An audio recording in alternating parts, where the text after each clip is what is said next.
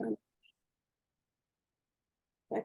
Hi, everyone. This is Kelly Pietro. I'm here with Ginny Brown, and welcome to the Self Connection, where we have conversations with a group of ascended masters known as the Multitude of the Greater Good.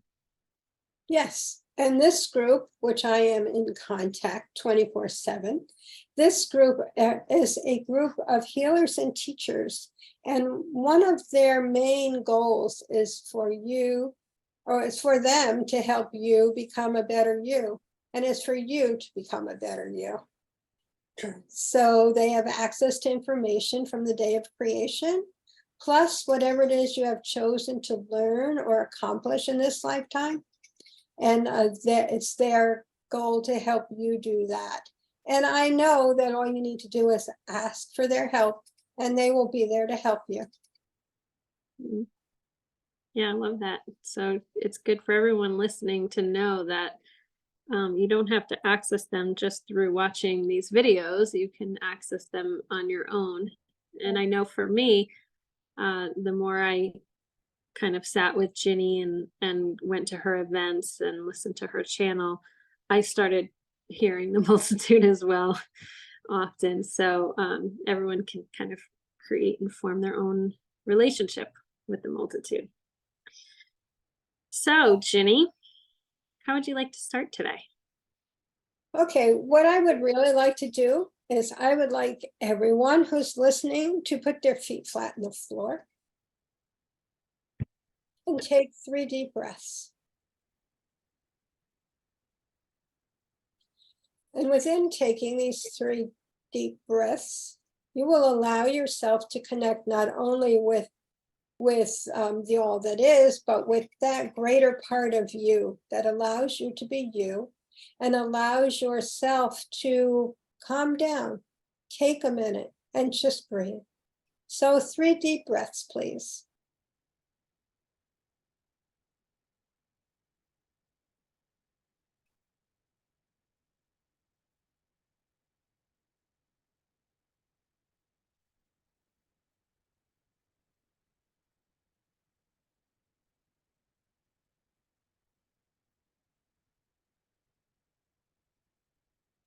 And I know that when I'm working with a group or when I'm working with an individual, that when I ask them to take 3 deep breaths, and I do so myself, it allows me to connect with myself and the multitude and the all that is, but it also lets me connect with them.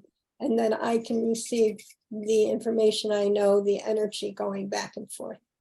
And that's my goal in taking 3 deep breaths. Calm the self, calm the body, connect with the self, and just be.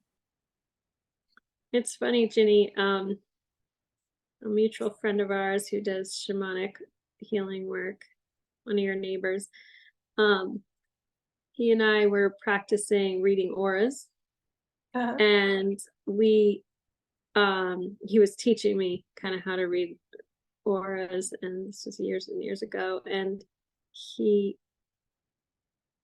when we both meditated, it was easier to see the energy. So like I understand exactly why you do that, because I got to witness that in a very evidential way of, oh yeah, I can see it better now that we've both meditated. Yeah. So yeah, it allows the energy to flow in a different way. Yeah, and I think it puts you in a more receptive mode, but also like I know for me, when I close my eyes and breathe, now I'm not stimulated by out here. Right. I'm stimulated internally with my own tools, my own, it's like the same senses, but they're the psychic senses of seeing, smelling, hearing, knowing, not out here, but in here. Yeah. Yeah. So I think that's a great practice. And feeling. Yes, and feeling. So what questions have you got for the multitude today? All right. So I always pay attention to, the days leading up to when you and I are going to do this, what comes up. And often it's like, that's a good one to ask about. Because it's like, I like hearing what narratives are out there in spiritual discussions and groups and communities and what people are talking about. And I can often feel when there's a truth under there that might be begging to be explored. And this was one thing I was listening to someone talk about. And so I said, oh, that's a good one. I'm going to ask the multitude that one. Okay, so the topic is parallel universes, parallel realities. And so I'm sure everyone understands or has their own belief or understanding around what this is. And I'll share what I hear and then ask the question. But what I hear a lot of people talk about is like every decision you make creates, like, there's a forking off point where, like, if you made this choice, it takes you on this path. And if you made that choice, it takes you on that path. And that creates parallel universes where this choice existed in this one. And so, in other words, there's part of yourself living parallel lives, parallel realities, even like the earth realm has parallel realities going on. And I just wonder, what is the truth about that?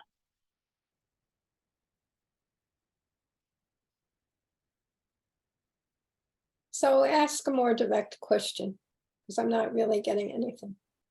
Yeah, I was feeling that as soon as I used the word truth versus true. And I know the multitude talks about, well, it could be one person's truth, but what is true may not be an individual's truth. So let me see, can we frame it? What is true about parallel universes, parallel lives, parallel realities? That might be 3 questions. I don't know. I think it's important to understand that each one has their own ability of knowing who they are, when they are, and what they want. It does not matter how one gets there, as long as one gets there. If one chooses to take path A, and it is not exactly accomplishing their goal established for this lifetime, they can always change their path and return to themselves and choose another path. There, in our estimation, are no 2 parts of oneself. There is only one part of oneself, and the path one chooses is the path one chooses and can always be changed. There, in our estimation, a parallel life is non-existent. There is only one person with one goal in being, and when one completes one process, one moves on to the next. If it is that one chooses path B, for instance, and decides they like path B, however, it is not fulfilling their accomplishment for this lifetime, they will continue along path B until they have completed that process within themselves and connect again once with themselves and connect once again with themselves to move forward toward their accomplished goal. Do not be concerned. If one chooses one direction, it is fine. If one chooses another direction, it is fine. However, there is not one part of oneself going one way and one part of oneself going another. One allows oneself to be who one is in whatever direction one chooses, and easily adapts or accesses or adapts themselves to the right correct path at the right correct time. There is much learning that happens on the earth plane, and that if one were to decide that each one was a parallel life, there will be very many splinters of self indeed. There is only one person experiencing the experiences and moving self forward. In our estimation, when one refers to parallel lives or parallel energies, they are incorrect in their knowing, as our knowing is that one person is one person on the earth plane connected to oneself in spirit, and that is the directing force, oneself in spirit. And if one chooses on the earth plane to go in a direction, that is different from what their chosen direction was, they will have a learning experience and move themselves back to completing that process they have wished to complete. In our estimation, it is how it is. It is how it becomes that part of self in one's like center self or part of one's being. Do not be concerned, all is love. Beautiful. Okay, so as they were talking about that, I don't know why deja vu came into mind. So can they explain the phenomenon of deja vu? It is important to understand there are those parts of oneself that have lived very many lifetimes and have had very many different experiences. And deja vu is the feeling that one has experienced in a different lifetime. However, it is happening in the current lifetime. It is a feeling rather than an actual experience. And when one sees it in one's like third eye mind self, one is able to put today's, it's like today's clothing, today's experience, and connect it with the feeling. However, it is not having experienced that same experience. It is having experienced that same feeling, and one has directed oneself in this lifetime. Therefore, one sees it in this lifetime as it is, and the feeling is part of the self that moves forward. Do not be concerned. When one allows oneself these experiences, it is quite, it's quite grounding for that person, quite able to understand, oh, I know what this is about, and I'm okay. And that is the goal of deja vu. Do not be concerned. Okay, I had no plans today except for that first one, but now other things are coming in. So that always happens. Can they explain the phenomenon of sleep paralysis? It is important to understand that when one comes to the earth plane, one allows themselves to connect with very many others. And when one is in the sleep state, that is 99% of the time where the connection happens. When one awakes and is still in that sleep state,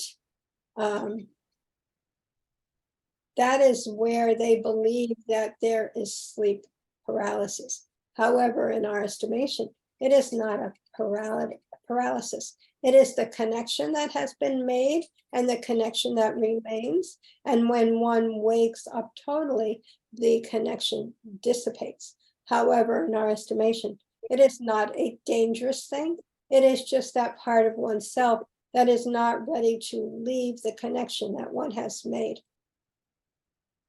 Okay, that makes sense. Right? It's like they're not quite ready to leave that sleep state and whatever connections they have in that state. Right.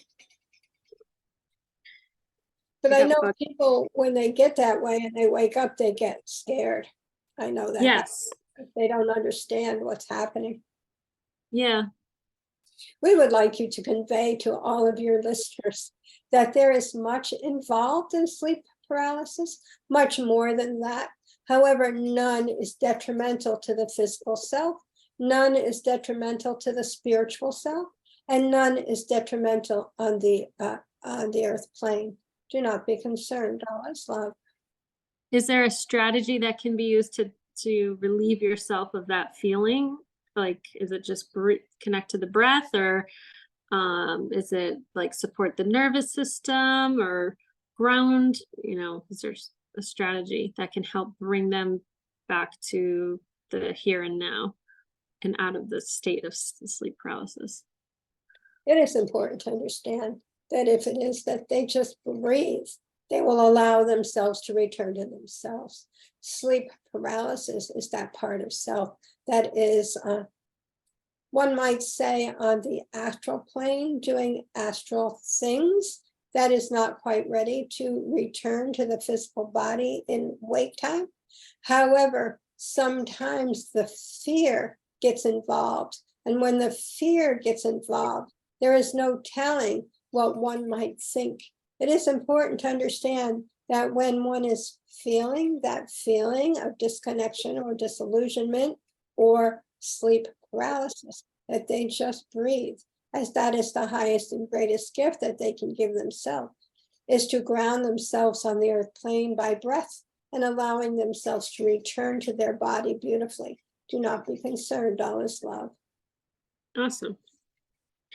I heard that as soon as I asked it, I heard breathe. So that's great. I actually have someone in my life who's dealing with this right now. So this is super helpful. Okay. A young person too. So, and of course, there is fear. So, Yeah. Okay.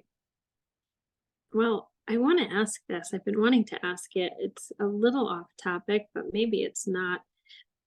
Well, I don't think it is, and it doesn't. What are you getting? Nothing. I was just listening. Oh, okay. Okay. So as an herbalist, I like to talk to plants. Yeah. And I often get messages from plants. Oh, I can already hear them saying it's messages from me, but okay.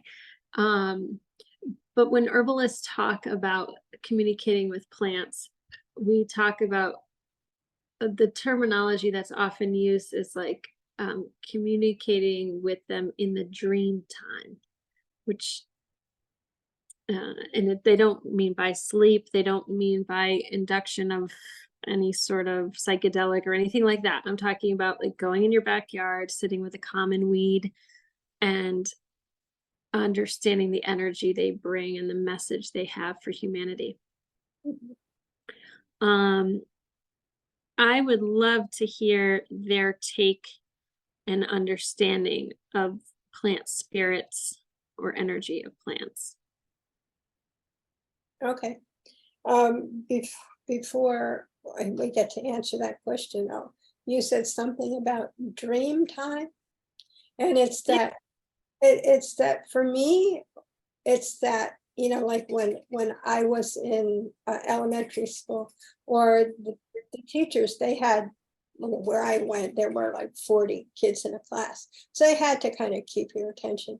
But I also would go daydreaming a lot, and when you go daydreaming, you're connecting with that part in spirit. And then you said dream time, that's what it connected for me, is the daydreaming connection and the plant connection being in that connecting. Yeah, for sure. And I think that's a great, thank you for like elaborating on that, because that's exactly what I think we talk about. Like that's what we mean. It's the daydream, it's that liminal space of kind of not the here and now, but the you're in the higher chakras of wondering. Yeah, which is connecting with yourself also. Yeah, I know for me, like when I sit with a plant, I will begin that process by studying its morphology, like noticing, oh look, it has heart-shaped leaves. Interesting. That to me speaks heart chakra. Oh, and look at the way it's clinging onto others to grow.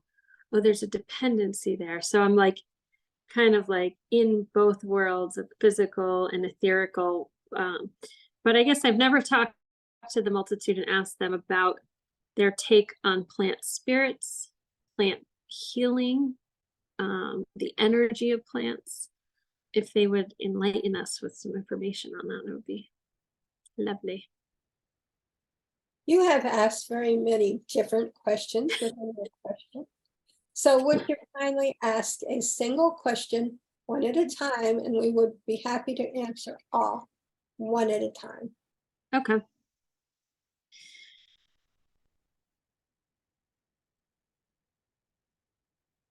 What is true about plant spirit healing?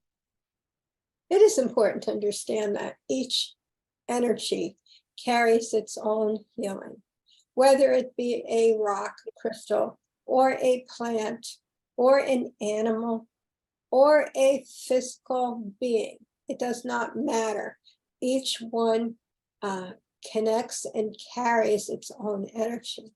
Some are healing to some and detrimental to others, and some are healing in a way that allows them to grow as well as heal. As for a plant's job of the earth plane, so to speak, is to help others in any way they can, whether it be by their beauty or by their just existence or by the energy that they emit. There are some who are quite sensitive to the energy and can feel the healing benefits, and some who just admire their beauty. It is important to understand, no matter how one experiences a plant, it is offering its healing aspects of self in whatever way the recipient is capable of receiving it. Do not be concerned. I love that. Yeah, I think there's so much emphasis in, again, when I pay attention to what, I hate using this term, but I don't have another one, the spiritual community. It's not really a community. It's like people talking about spirituality. There's so much talk about ayahuasca and peyote and mind alter psilocybin, mind altering plant medicine. And I don't know why it rubs me a little bit, maybe because I have had the benefit of witnessing plant spirit healing without altering the mind, just by sitting with a plant and receiving its energy like this, Right. not even ingesting it. And it's almost become commoditized. And then therefore there's industry around it. Yeah. And that kind of bothers me a little bit because it's very much, it's like colonizing the plants. Anyway, so I'm sure I've got healing to do around that, but I'm always advocating just sit with the plant, sit with your lemon balm. You'd be surprised what you might experience. You don't have to travel off to like another country and like vomit and purge in the middle of a jungle to have a profound plant spirit healing. You can do it in your backyard. Okay, so I guess that was like a little segue into, well, okay, so now it's going to lead me to another topic that's been on my list for a while, because it feels like we're talking about just energies, right? The energy of, Right. yeah. So you were talking about ayahuasca and peyote, and then you moved on from there. So it's important to understand, my dear, it is what one believes about the process rather than the process. If one believes that those things are helpful, those things are helpful. However, in our estimation, those plants are only plants like every other plant, and every other plant has the same healing energy. However, if one believes that there is a problem, there is a problem. If one believes there is a solution, there is a solution. However, in our estimation, some solutions are better than others, and some solutions can cause more problems than others. Do not be concerned, all is love. Okay, so, but to that point, would you say that when there is collective energy built around like a plant like ayahuasca, or plant medicine like ayahuasca, because it's actually two plants in one, that collective energy builds that experience, or can contribute to someone's individual experience, because there's so much collective and historical energy around the human experience with those plants. It's important to understand it is not the energy that has passed. It is not the energy going forward. It is the energy of the present. If one believes that those two plants together will give them a heightened experience of being, they receive a heightened experience of being. However, in our estimation, it is a mind process, a thought process. And when one allows oneself to experience that type of process, it basically allows them to relax into their being and allows them to allow themselves. It does not bring healing. It does not bring peace. It does, however, allow the person doing the experiencing to experience whatever it is that they choose to experience during the process. This is such like an important thing because it goes beyond what we're talking about. It really highlights what the multitude talks about all the time, is that it has nothing to do with what's outside of you. It has to do with you. So if you believe, truly believe that this thing is going to, this fennel is going to cure your digestion, this ayahuasca is going to help you purge that what's no longer serves you and increase your consciousness and heal you from addiction. It's really you stepping into that belief and allowing, and you receive it from yourself, not from anything outside of you. And so I think that's why a lot of people, they go here, they go there, they do this, they do that. And they give the power to that thing or that experience. But really what's happening, what the multitude is saying is, no, you're just stepping deeper and deeper into the allowance of self to come through in those moments. And perhaps in those moments, it's this thing in your view, but we would like to expand upon your interpretation. please In do. our estimation, it is quite correct in your knowing. However, we would like you to understand that there are those on the earth plane who cannot quite comprehend that there is more to themselves than that which they see in the mirror. There is much more to each one on the earth plane. And when one can allow oneself to breathe deeply and allow oneself to relax, they will allow the energetic healing required. It is not a matter of chasing, going here, going there. It is a matter of sitting quietly and allowing oneself to contemplate who they are, contemplate what they want, contemplate those parts of self that are feeling the pain, feeling the love, feeling the extension of self. We would highly recommend that each one takes the opportunity to sit quietly for 5 minutes per day. Does not matter if it is longer or shorter, 5 minutes a day, once a day, twice a day, 3 times a day, does not matter.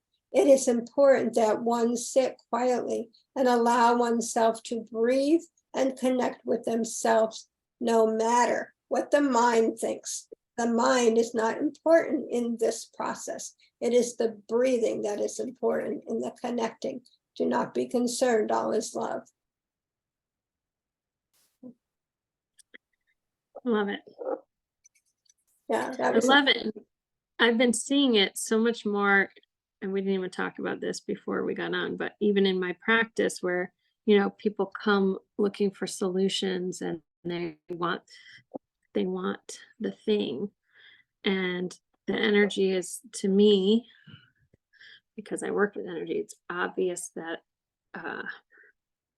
it's the inside job. It's not, and they're going to this practitioner and this doctor and looking for all this help outside of them. And oftentimes it's like, I almost feel like hesitant to even give an herb because I can feel how the power is so far outside of them, that they're reaching outside of themselves so much that it's like, oh, even just giving them a bottle is going to deepen that and give a disservice. So yeah, I'm So when I work with a client, the same type of thing can happen.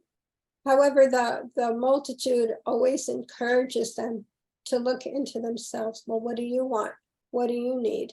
How is it that you want to handle this situation? Whatever, what's right for you? And they encourage people to look inside themselves first, and then make their decision on how it is that they want to move forward. yeah, and I think there's an art form in leading them into those, like asking those questions. So like I really feel like the practitioners who ask more questions than provide answers are the ones that are the most involved on their path, and because they're seeking to empower you instead of, oh well, I have the answer for you, it's this, you just need this the one thing and it'll cure you or whatever. um yeah, so it's interesting. Yeah. Okay, well, anything, Ginny, you want to add to ask on that topic? Or No, I don't think so. If I had anything to add, I've already brought it up. okay, yeah, I know you have your own like internal process. um okay, so something that's been on my list, and I guess it kind of goes along with this because we're talking about things outside of us. Um, and I don't have a question formed yet, so I'm just going to talk until it comes. Sacred geometry. Okay. I don't know much of anything myself about sacred geometry. Yeah, it's just another one of these things that people talk about, right? Like, and there's ooh and ah around it. And I think there's a lot of beauty around it too, just like with plant healing and plant spirit healing and crystals and gemstones and all that. Like, there's a lot of ooh and ah around it, but there's also a lot of beauty around it. I'm looking at my computer screen and it has all this sacred geometry. Um, I don't have a question for, maybe the, okay, so a lot of people will think there's power in these symbols, in these geometric shapes, whether it's like the flower of life. That's the only one I can think of. The Merkaba, right? The star tetrahedron, these shapes, three-dimensional shapes. You look at like the way plants grow and the Fibonacci sequence, right? It's kind of like where mathematics and spirituality meet. And I guess my question is then, what does the multitude have to share with us about sacred geometry? It is important to understand that if one chooses to believe that geometry has a message, it has a message. However, in our estimation, it is not the geometry itself. It is the focus of the person. If one chooses to look at the flower of life, so to speak, one chooses to take a minute to focus on themselves, focus on their breathing, as the geometry itself has no real message. However, the person focusing on it will allow themselves to connect to themselves and perhaps receive a message of being, a message of feeling, a message of understanding, by taking the time to slow down and allow themselves to focus for a minute, 2 minutes, whatever it is that they choose. That is how it works. It is basically a means to an end in our estimation. It is also important to understand that when one moves forward from one process to the next, whether it be geometry or anything else, they will move on to the next and the next and the next until until the meaning has become so it's like involved or ensconced within oneself that they no longer require the physical element. They just require their own knowing and their own being. And I have that with crystals, because I ask all the time about the crystal. And yes, they all have their own energy. That is true. But it's that like, well, what's the benefit of, say, amethyst? Because I love amethyst. It's the one and only crystal that I actually connect with. And it's like, it's whatever you ascribe to that crystal is what it is for you. If you believe it is a spiritual connection, it's a spiritual connection. And they do open a connection, but it also allows one to connect with oneself at the same time. Yeah, I think I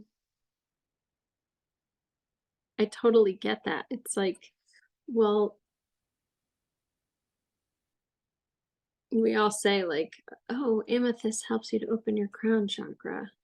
And if you're holding amethyst, it's like, and suddenly your crown feels open, it's because you've allowed it. And maybe that's the tool to help you allow it. Right. And it has a certain vibration that maybe resonates. I like that description. It's a tool.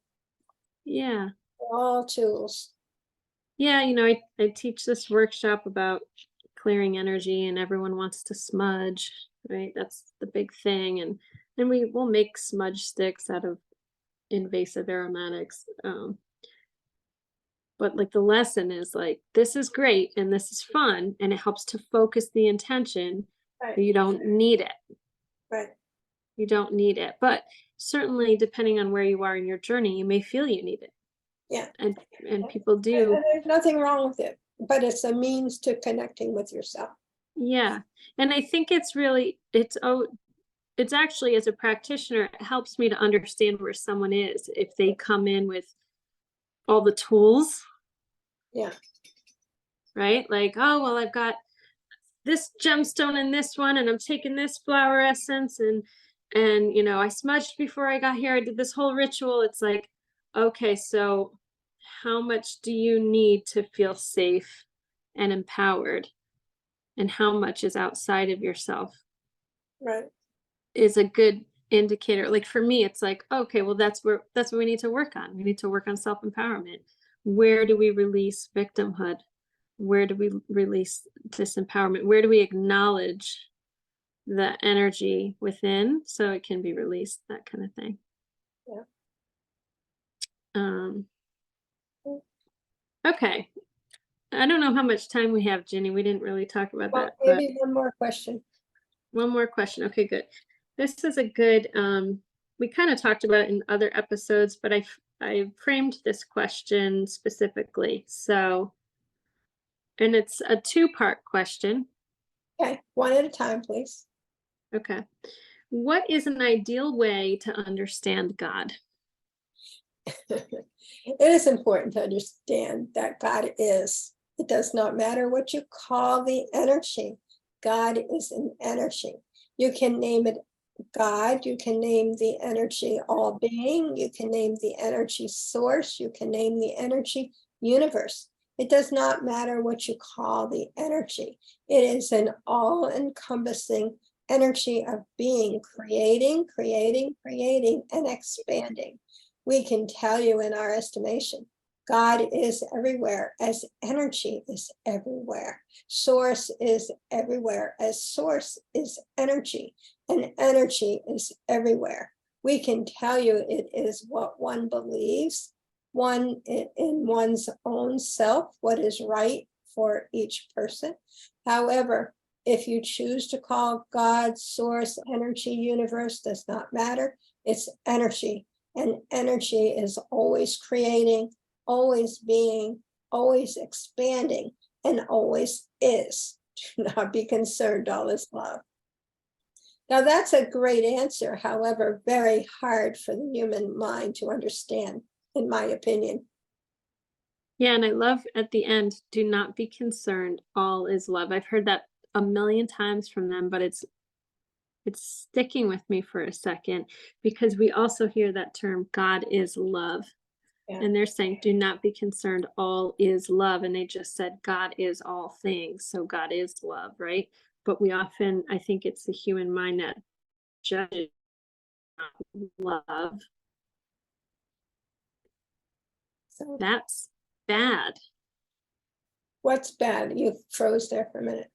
Just anything, like anything we judge, like we get tripped up that if God is energy and God is all energy, and we often say God is love, Right. and they said, do not be concerned, all is love. Right. It's just staying with me. It doesn't usually stay with me because it's a closing they use often, but all is love.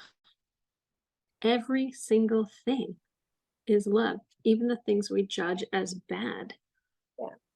Yeah. So, the second part to the question, which maybe this is a good segue, is what is a less than ideal way of thinking, or to, hang on, what is an, I don't know if this is a word, unideal, unideal? What is a less than ideal way to understand God?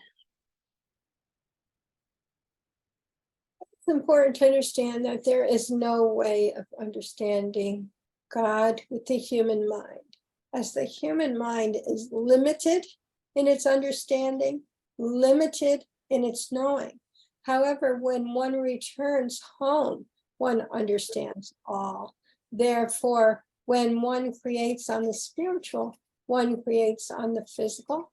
However, the physical cannot always understand what is being created, whether it be on the physical or the spiritual. We can tell you it is a conundrum on the earth plane. However, it is very clear in the spiritual world. All right. Well, I guess we'll know when we die. And then return if we choose. If we choose. So. Yeah, if we choose. Why is there a not returning? Yeah. It is important to understand that one learns on the earth plane. One expands oneself on the earth plane. One has experiences on the earth plane that cannot be learned or experienced on the spiritual plane. So there are those in spirit who choose to remain in spirit and learn from a spiritual perspective. However, by not experiencing on the earth plane, much is lost in the growth process. However, when one comes to the earth plane, one chooses to experience, whether it be in a positive way, a detrimental way, or in such a way in search of self. It does not matter. It is important to know that one learns, no matter what one experiences on the earth plane. Now, if one returns to spirit and decides, oh, okay, I like that part of me, but I didn't like that part, one has the opportunity to come back to the earth plane and expand those things that one liked. If one likes giving, helping, understanding, then one will come to the earth plane emphasizing those parts of self. If it is that one chooses to come to the earth plane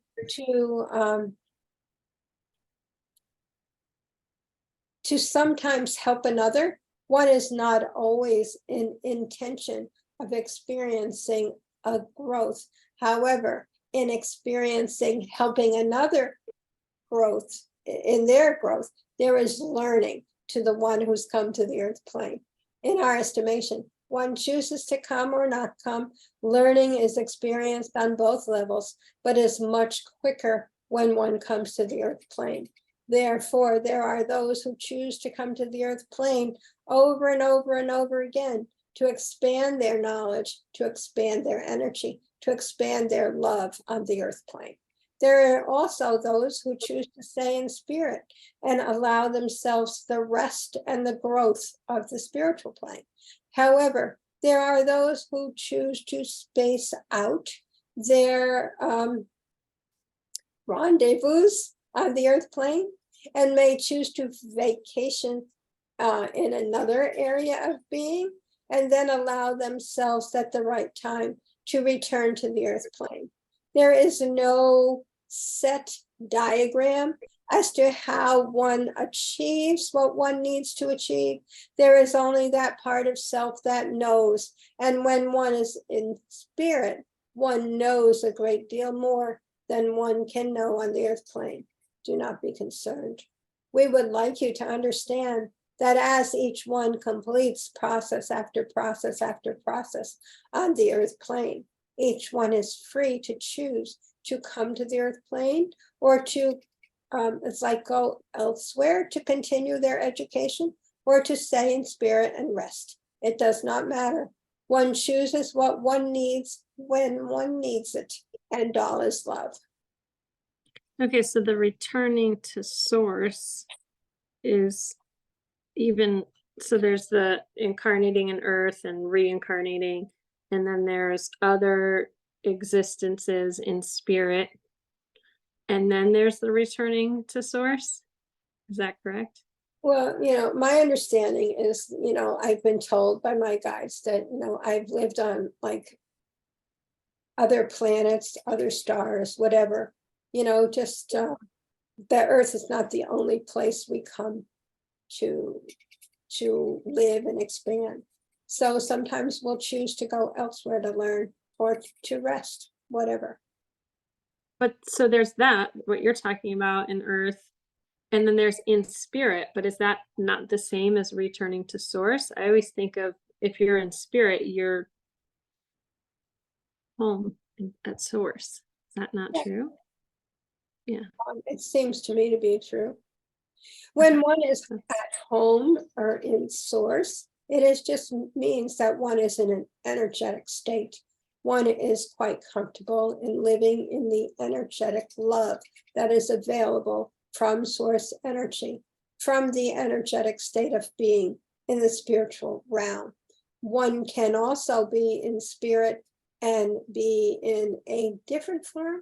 However, in our estimation, one chooses to remain in the energetic form of self in spirit, as it is the most relaxing, most loving, most beautiful place to be. There is no differentiation in spirit. It is just being where one is. Okay. I have a follow-up question. I can save it for next time if you want. Go ahead. Go. Okay, and this will be the last one. Okay, so when people are, like, if you're an energy worker or a medium or intuitive in any way, you hear people use language like, oh, spirit has to dense their energy down so that you can access it. And it makes it seem like they're a being choosing to shift their energy so that you can work with them. But then there's the thought of, no, I'm just reaching up into, let's say, the Akashic records. I'm just reading their energy. It's more about you accessing the information, and not that it's like this embodiment kind of, not embodiment, but do you understand where I'm going with this, Ginny? It is important. It is important to understand that the energy is there. It is there in an energetic form, however one chooses to access it. If one chooses to access the records, the energy is there. One can call on a certain part of one's being and access that part of the energetic records. If one chooses, that is how that part works. If it is that one is hearing from spirit, one is allowing the all that is source energy to, it's like to work with them, to allow them to access the energy from source, to allow that energy through. It's all about all energy. When one says, oh, I need to up my energy in order to allow the spirit energy to work with me or through me, it is in one respect quite true. One needs to allow the growth required on the earth plane to open oneself to oneself. When one allows oneself to connect with oneself, one allows oneself to connect with all that is. That is all that ever was, all that ever will be, source energy. When one allows oneself to connect with with that energy in that way, one allows what is required to come through. There are also those who believe that they are in connection with other beings who need to, as you say, lower their energy. And when one talks about lowering one's energy, it is, in our estimation, more about raising one's energy to meet the goal that they have set for themselves. If it is that one in spirit could lower their energy, they would bring themselves to the earth plane to experience it. As in the energetic sense of self, there is no lowering, there is only being. That's interesting. I love that. That's very good to know. And I think it's also a good thing to point out right now that there's a lot of instruction on how to raise your vibration that it's maybe not necessarily required, because like Ginny, you and I can access the all that is, like we do that because you are way more practiced than I am, right? But it's like we're not here like meditating every day for an hour. We're not eating vegan. We're not right. Like a lot of these things you hear about, like, well, you've got to, you know, fast for a week and you got to make sure you get 10 hours of sleep and you're going to meditate every day and you only eat clean. And like, we're not doing that. And yet we're still able to access it. And so I just feel like there's some stigma around that. And that when you believe in that, you block your ability, or I shouldn't say you block it, you're disallowing yourself the connection through those beliefs. I guess you can call it a block, but it really is more about just stepping into the allowing. And if you believe that fasting will get you there, or that eating a certain way will get you there, then you believing that is you stepping into the allowing. But you can step into the allowing without that. Right. Now, I did do some meditation, and I found when I was in meditation that I relaxed more, I connected more with myself. It was not necessarily, sometimes I'd get messages, but I didn't need to because I was already getting messages. It was a matter of allowing myself to just relax into who I am, and allowing myself to breathe, and allowing myself to be. And that's that, you know, one time I was meditating and I you know, because I can always see. So I mean, with your eyes closed, you see like darkness, you see black, you see something. So I was just went into this dark blackness. I did not see anything but blackness. And it was the most relaxing, wonderful feeling that I had ever experienced in a meditation. So sometimes it's beneficial to meditate, and sometimes it helps you raise your energy, but you're the one doing the doing and doing the allowing and doing the connecting. Yeah, definitely. I think meditation is a good tool to get you to that calm place of allowing. But if you're doing it with the expectation of like, oh, I got to meditate because I got to be able to connect, and then there's like this grip around it, it's like, okay, that's like a misuse of the tool. Exactly. Yeah, that can be a block for sure. Yeah. I just felt like that was important to mention, that like any of our viewers watching you and watching you channel and see how clear it comes through is like, you know, like we eat cheese and crackers too. I Yeah, don't know. I'm on the airplane. I do airplane things. Yeah. Experiences. But I do want to say that in the connecting part, fear and doubt are the two major blocks. If one's in such a desire to connect And it's as if I don't do this, I can't do that. Well, that's fear.